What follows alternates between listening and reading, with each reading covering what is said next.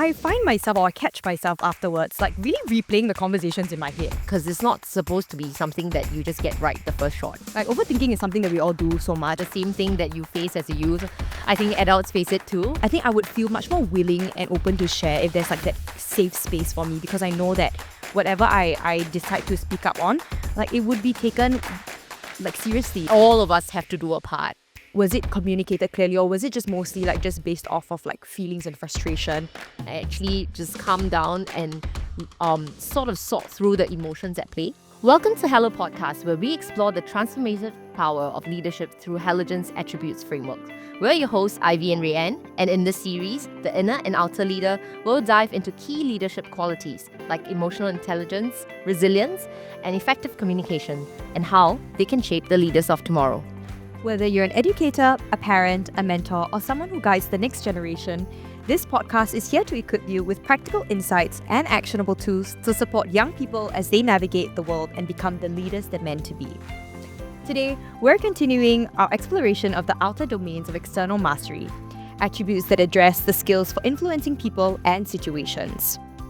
Our domain of focus for this episode is interpersonal communication, focusing on how we communicate with others through effective exchange of information, ideas, and feelings through verbal and non-verbal methods. If you're ready to learn, grow, and make an impact, let's dive in.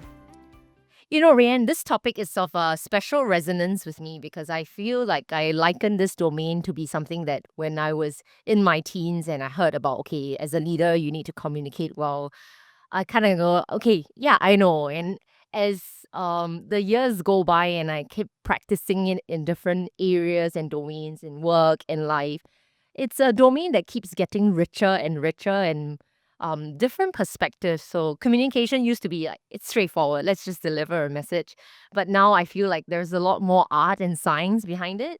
So I'm curious, like, do you ever have the pressure of feeling that you need to say the right thing and you need to know how to communicate and carry yourself as a leader?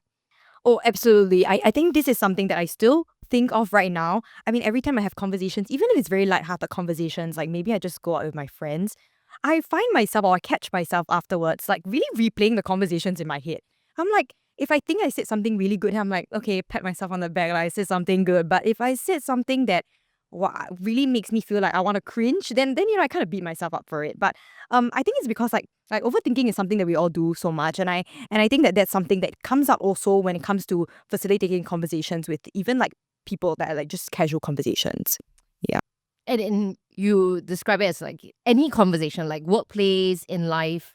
It comes out of a genuine care that you want to make sure you delivered the right message, right? Is that something that all young people deal with? Because I can't say that I'm so reflective about every conversation I have in my life.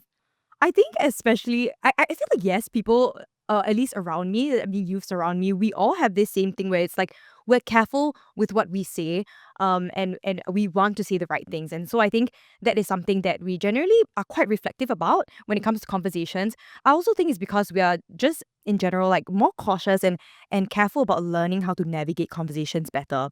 And I don't see that it's only like just my group of friends. I think it's just something that youths are more cautious about in general. How to facilitate good conversations. Yeah. Interesting, because I think I would say that at the workplace and when the stakes keep getting higher, sometimes it's become for me more a conditioned learning where I need to be more and more intentional.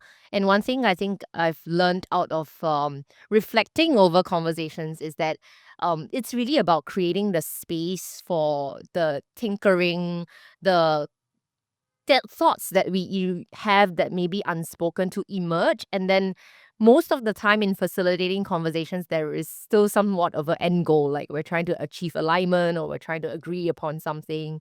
I'm just curious, in the school setting, like where do facilitating conversations emerge for you, and were there memorable examples of how it went well or it didn't go well?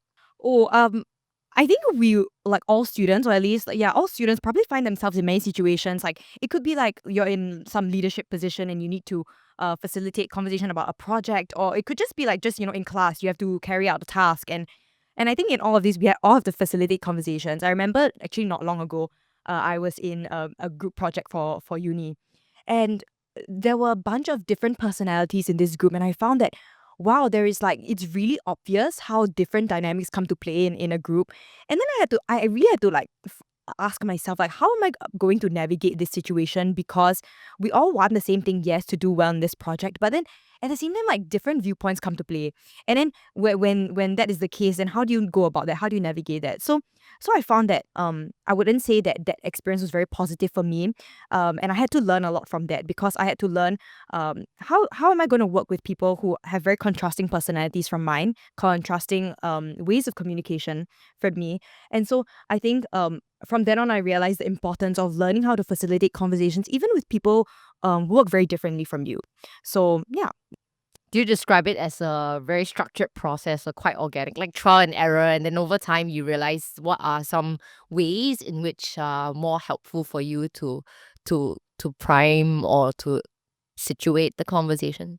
I think trial and error does help, because I think communication, like learning how to communicate with other people, is also something that you have to learn how to be comfortable with. And you have to be okay with experimenting and being like, okay, maybe this is not the way that this person needs to be spoken to, or like this point is not like should be carried out in a better way for this person. So I think, yeah, there's a lot of trial and error with that. You have to find out, I guess, what works for you, and also what would work best for different types of people. So yeah, there's definitely a lot of like I guess like boldness and courage to go and try also. Like, it's okay if it doesn't work out this time. Like, you can at least this is something you can learn from. Yeah. I'm just curious and wondering because I think when I grew up as a young person, I don't think there was as much emphasis. Of course, people tell you that if you want to lead, you need to be able to speak up.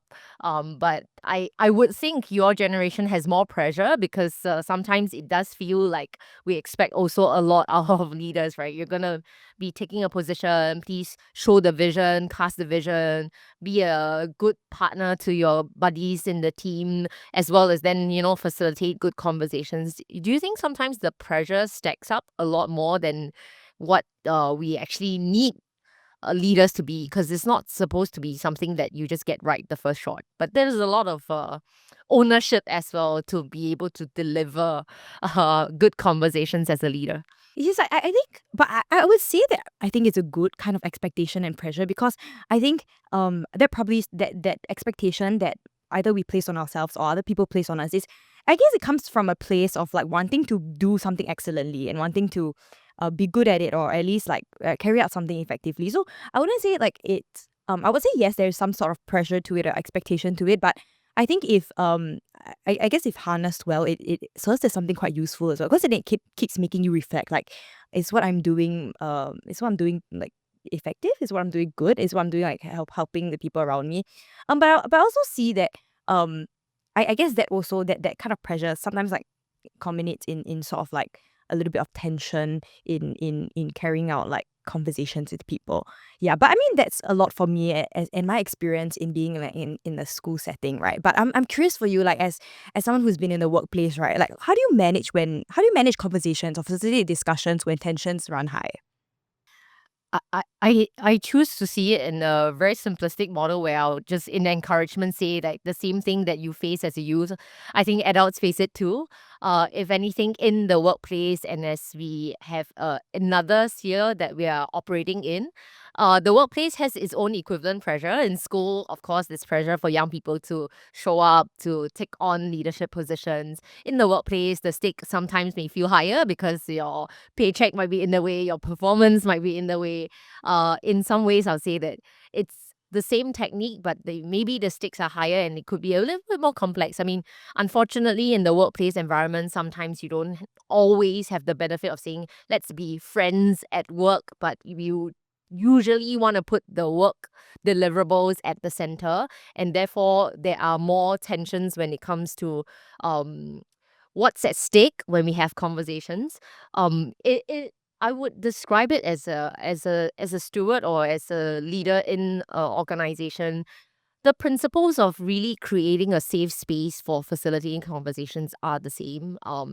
We talk.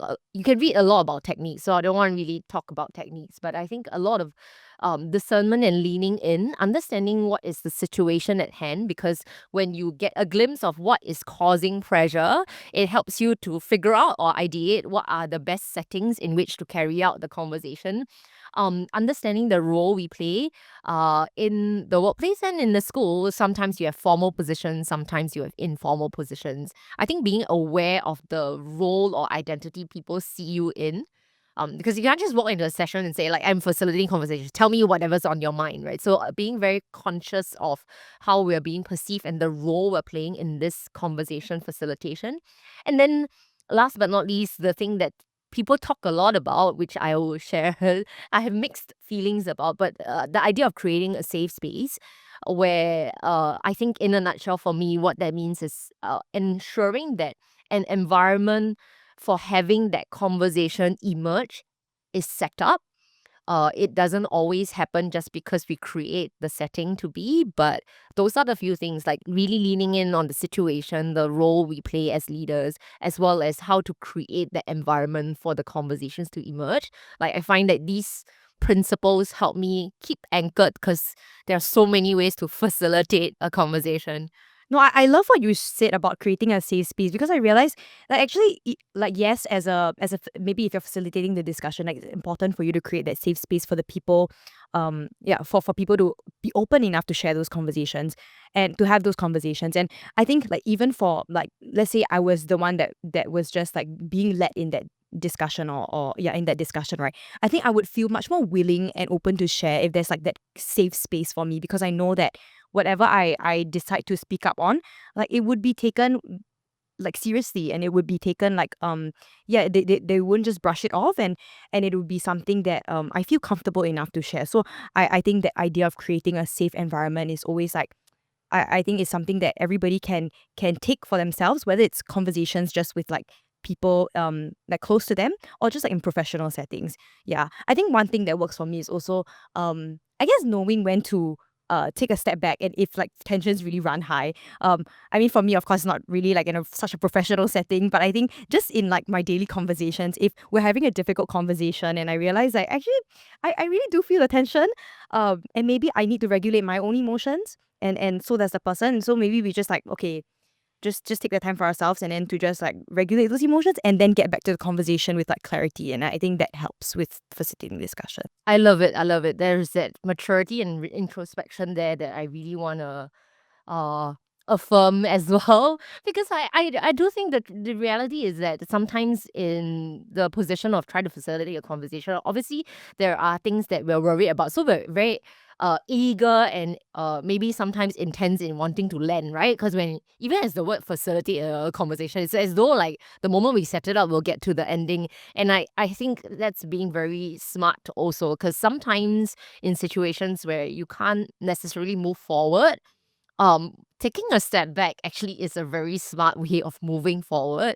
And I love the fact that, you know, you're already applying some of these things. And I would say, in encouragement, that these are just the foundational skills that just keep practicing along the way. Because I would say that I would describe it very similarly in the workplace. And sometimes it's also a process where the gripe that I have with sometimes framing these facilitative conversations is not just you do it once, you get there.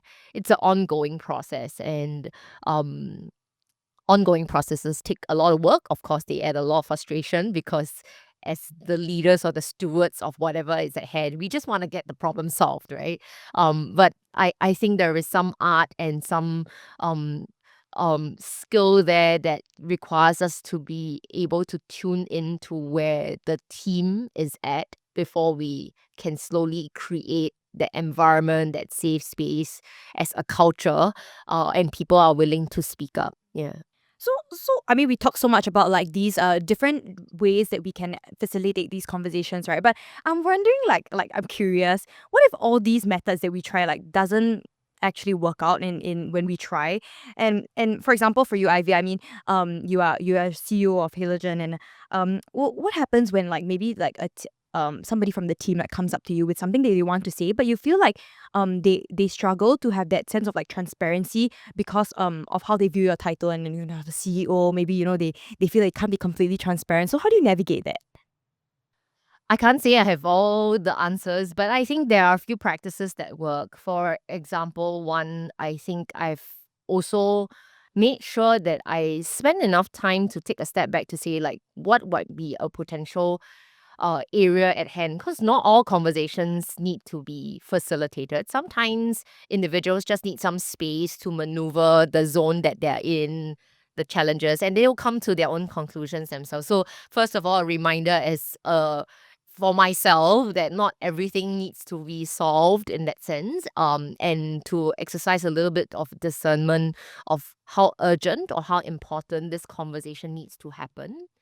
And then, as what we alluded to, while creating safe space might be the technique, it's not a one time. So there are some conversations where you feel I leave with, I think there's more, but they are not saying it. I think you probably have experienced that yourself too. And then I just have to ask myself, maybe I'll try again.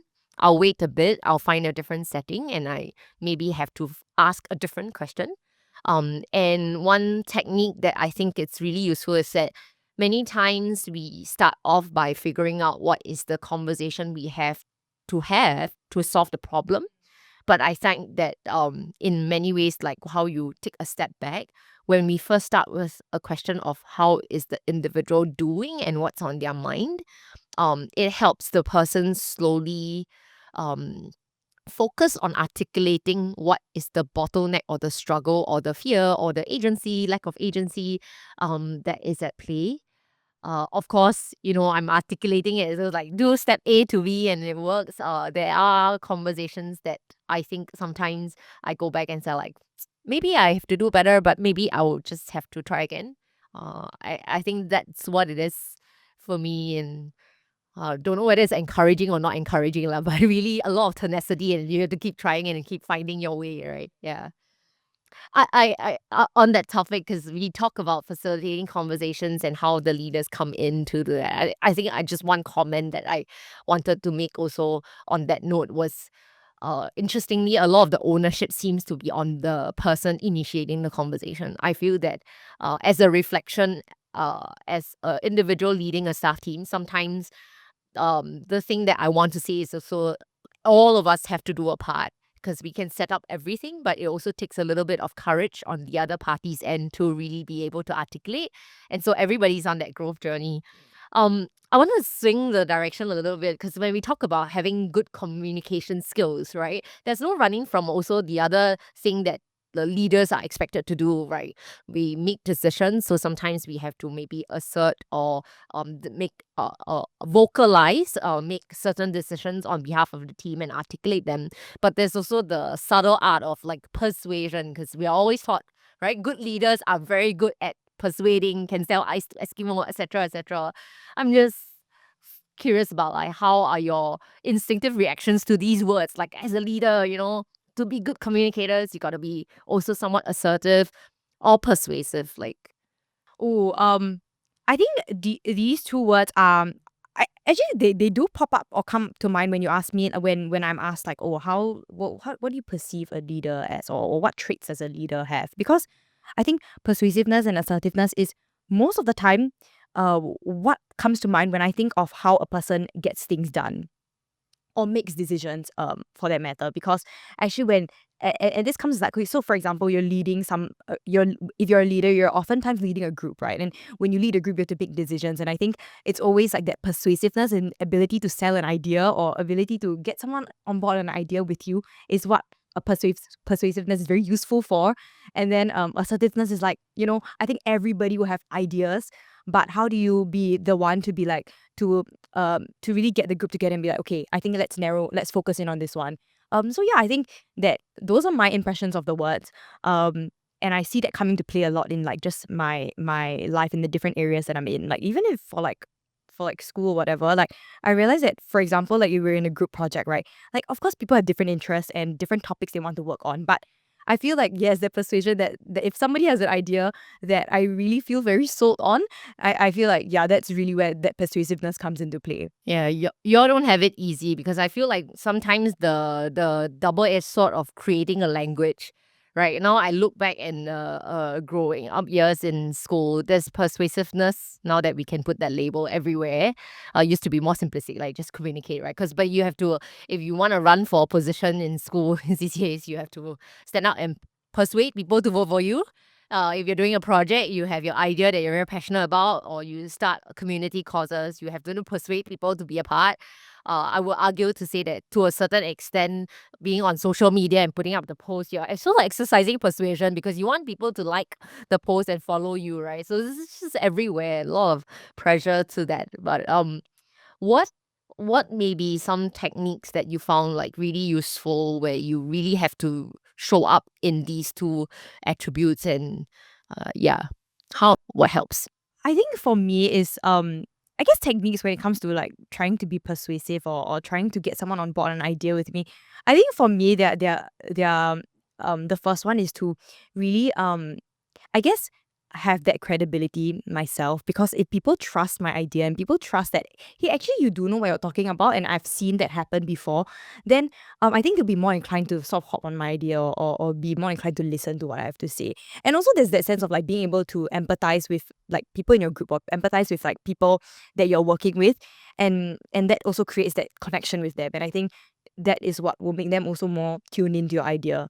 And so it's easier to be persuasive in that aspect. I think assertiveness is something that I still am figuring out, because honestly, I'm not a very confrontational person, and this is something that I have to navigate and I have to learn, because I realize the importance of being assertive, especially when making decisions. I think a lot of people think that the right thing to do is be very easygoing. It's okay, I go with whatever I go with whatever idea you want, I'm okay one. But actually, assertiveness is very important, because actually sometimes what people want is not for you to be okay with all the answers. They want you to be okay with one answer. Yeah, and I think that's what I feel like I need to work on myself. Yeah. I think it's a great start because I would say that in the workplace, if I take a step back and look at the environment that the workplace brings, I think there's no running from still building the competency of being able to persuade and assert in the work that we do as well as adults. Because I think in the halogen sphere, when you look at other people who start up causes, we're doing lots of advocacy, right? Getting people to be a part, be a volunteer, be a donor.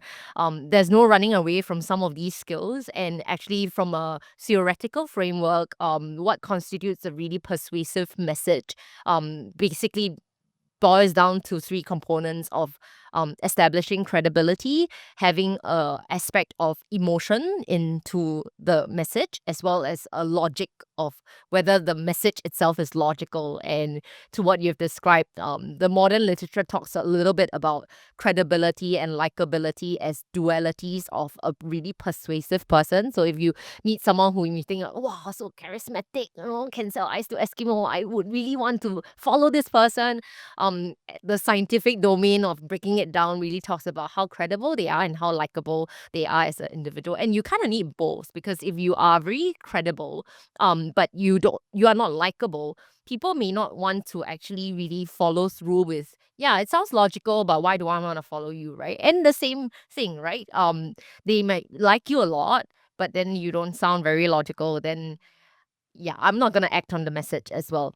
Um, I thought to dwell a little bit on assertiveness, because interestingly, with persuasion and assertiveness for myself, persuasion sounds really good. And then I think about assertiveness, I think assertiveness has a bad rap because it's always seen as almost synonymous with being aggressive, direct, and rude. Well, technically, from the definition, that's not what it means. Assertiveness really talks about the ability to make clear requests, the ability to express or articulate maybe disagreements or differences in perspective, and to be able to make a stand also for things that sometimes we carry inside but we don't articulate. Um, how does do you think you can come up with an example of how that shows up in a positive or negative way in your current sphere of, yeah? I think I had like this was also another thing that I've experienced recently, but I had this again another like thing in uni, right, where I had to work with a bunch of people, and there was this person in the group who was really unhappy with the way that things were going in the group. I think also because of the different dynamics. And so she wrote a really, and in this case I knew that it was aggressive, a very aggressive text message to the group. And I think it really stunned all of us because we were very taken aback. I think that we understood the frustrations, but I think that it was the mode of communication and the way in which she said things, which I think came off very harshly. And I think that is how I knew that this wasn't her being assertive, but it was more of like I could feel it as aggression. And so I think what was that difference for me, what makes that difference for me between aggression and assertiveness is also like, firstly, what's the purpose of like what's the purpose or intent of that message? And was it communicated clearly, or was it just mostly like just based off of like feelings and frustration? And then also I would say that I think tone matters a lot. I know like through face to face, that's where you really get that difference in tone. But I think even over like just online communication, right, like text or whatever, I think you still can sense a little bit of like tone through the words that they use and all. So I think those are the few ways that you can distinguish between aggression and assertiveness. But it is like a very fine line. So I'm wondering, like for you, Ivy, how do you toe the line between like being aggressive, or I guess like being assertive? I think you almost described that differences in the in an anecdotal form, and I think the word that stood out was the presence of that awareness of emotion.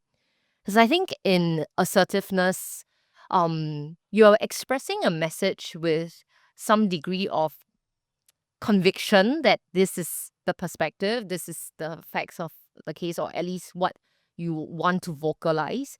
The part that makes it really difficult for people to swallow is just where, no doubt, we're human and there is the human element of emotion in this picture.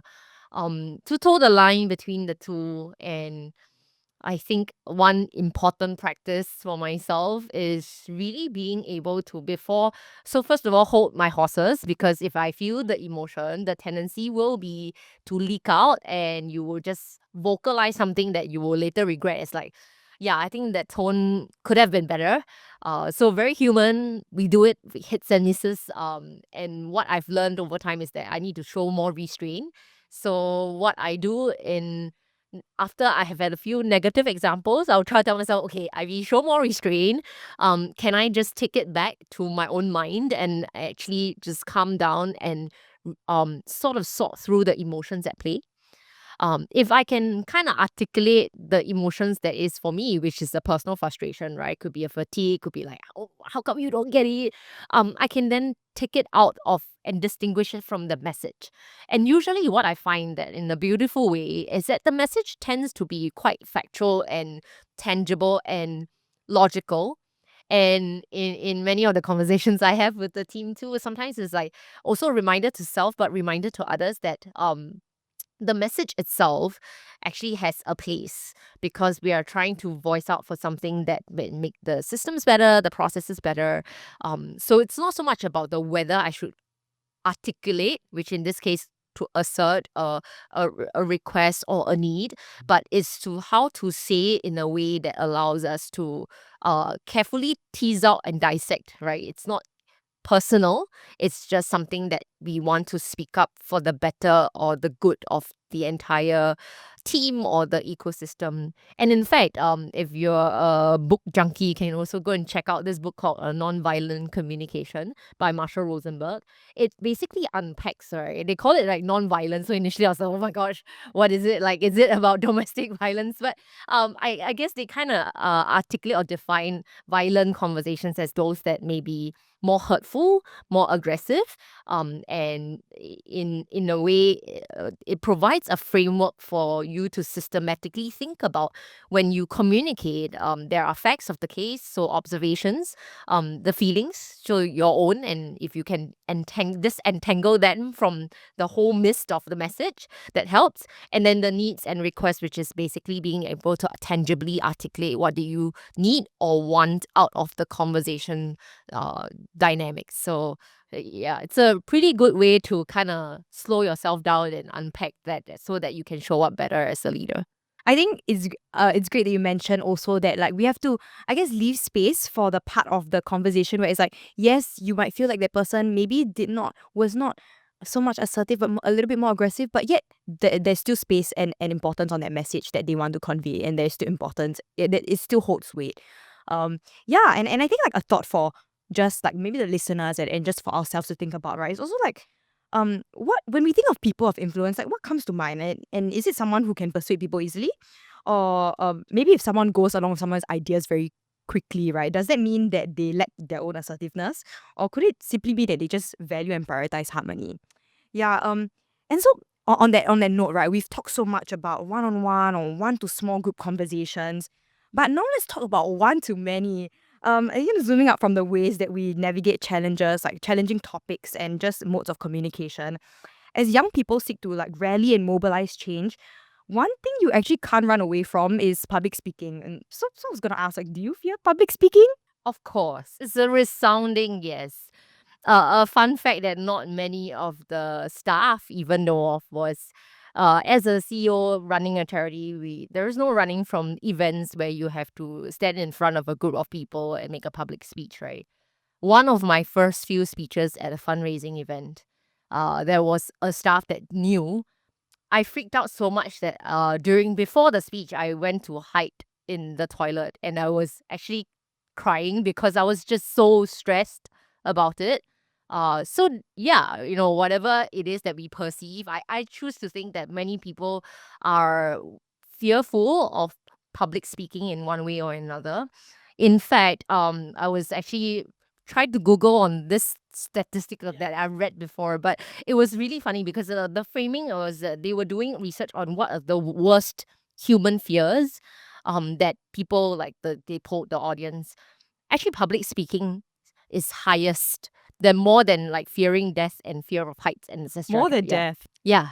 So I can understand and I would relate, and I'll say like clearly it's not something that I think I've nailed even 13 years down in this role.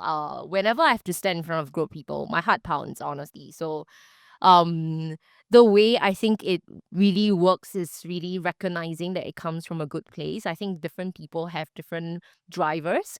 Okay, the one that makes me fear public speaking is that I just fear disappointing the people, because there are some inadvertent expectations we all have for ourselves when we come under scrutiny, right? So when the lights are out, everybody's looking at you, and it's crap, I need to deliver a standing ovation, right?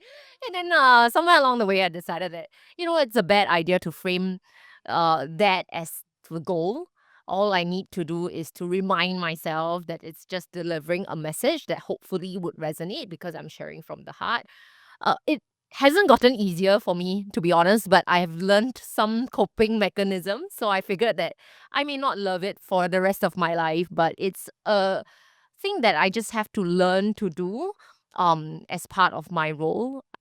I'm wondering, like, how is it like for young people? Because the way y'all come across is like public speaking, no problem. Because we do a lot of these things where I say, we put our students up for challenges that I don't think I would have nailed myself at that age, but you all rise up to that so spontaneously. So I'm curious, like, so no fear of public speaking for young people, yeah? I feel like not that there is no fear, but I know some amazing speakers. I mean, my peers, some of them are really amazing speakers, and they seem as if they have no challenges with public speaking. But I think it's still a very real fear, and I think I myself have that fear sometimes, even before I have to speak to a large crowd. It's like, yes, I know that this is something that like there's a message I want to convey, but at the same time, I think as you said, people have different drivers of what makes them fear public speaking, right? I think mine is more so much the fact that I am very concerned about how I'm perceived. Yeah, and so I think that makes me like overanalyze a lot of like, okay, so will it look like I'm fidgeting, or will it look like do I look not confident enough? Yeah, like those are the things that make me a little bit more afraid of public speaking. But I think over the years, because I've had many opportunities to practice, right, public speaking, thankfully, I think that I've sort of developed a few techniques of my own that have helped me, and I realized have helped me over the years.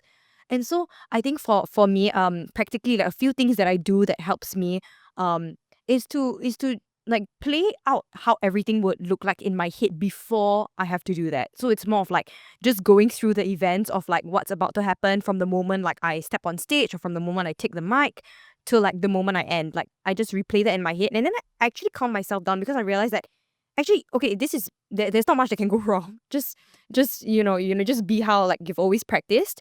And then that's the first one. And I think the second one is to um really like just take deep breaths and then just calm yourself down. I think that helps. I mean, it's very cliche to say like just breathe, you got it, but no, it actually works. And I think another thing is also to um just sort of like prepare beforehand. I think preparation is like half the battle because you are way more likely, I feel, to fumble if you do not know what you're clear of. And yeah, if you don't have that beforehand. So I think that really helps with me. So I'm curious what helps for you. First of all, I say love it because what you alluded to in visualization is actually what people do for professional athletes and all, right? Before they go for a really big competition, they visualize everything, and studies show that that's a great part of being able to kind of, especially if you want to work your process or your how you show up to a T, right? This the precision and being able to see it before you actually experience it. And I love the fact about preparation too, because that's what a lesson that I think I learned the hard way. Because initially, I think I was gunning for public speaking and trying to perform in a way. Because when you watch those speakers out there, they are effortless, right? Right? It's though as they just walk out and they just talk. And then I started thinking like, if I do that, I'll be able to just talk, right? And a lot of the preparation or the blood, sweat, tears behind the scenes that maybe speakers make it look effortless, but actually they have put in many years of work. It's a really important fundamental. For me, what really works on top of some of these techniques, I think they're really powerful and really great that you're really being able to label and talk about it. For me, my journey was a lot on more the inner work. So for where I think I get the most worried about public speaking is what you alluded to in terms of being very self-conscious of what people see or perceive. It doesn't help that I add on my own stress by saying, okay, but you need to show up well for Halogen, you need to show up for the organization itself. And I think that's going to be the same for the students, whether you're representing a school or whichever. The inner work that I thought was really important is that if I asked myself the core question of why I needed to perform and do so well, for me, the journey was recognizing that a lot of it was really pride because I know in my head that I don't need myself to be perfect or the best speaker in the world. That's not realistic. That's not really what I'm going after as well. But a lot of inner reconciliation to say like, you know what, it's okay to, I can't really expect, and I don't believe that everybody who has to stand in front of others to do a public speaking engagement would do really well, right? It can't be that everything is performing, everyone is performing and there's no room for growth and making mistakes. That was very powerful for me because I think once you win the battle of your own self, um it shows up from within and it is a very anchoring power. So I do a lot of that self work and having hard conversations with myself. The other two external techniques that I try to keep reminding myself to do, one is let's focus less on how people see me because then I'm being selfish. I'm thinking about how do people perceive me as the priority. My priority should be what is the message and why am I so sincere about delivering this message at this platform? There must be a reason why I have to make a speech, right? And if I can focus on what is the authentic message that I want to just cast out, whether or not it landed, it's not within my control, and I shouldn't obsess over it because that's being obnoxious and self-centric. And then the last bit that is a really useful technique is the idea of power posing. I don't know if you've heard about Power it before. posing. Yeah, but the idea is basically our body in somatic practices. They are actually really powerful. Not we think of our body usually in a way that how it expresses our energy. So if I'm tired, I start to slouch. But studies also show that the transforming the body first can actually affect your emotions and psychological as well. So power posing is basically a simple technique where you could do in the toilet. I do that in the toilet. I'll close the door and I'll stand in and then you power pose. So basically holding yourself in an upright position for just a prolonged period, like 1 minute, 2 minutes. And then that body would actually inform or translate some of these hormones, vibes, whichever. Sorry, I'm not scientific in here, but it just helps you feel better too. So I do power posing in the toilet. So if you catch me in the toilet, that's probably what I'm doing before a speech. Yeah. But I mean, to round it up, I think a lot of it was also practicing, experimenting.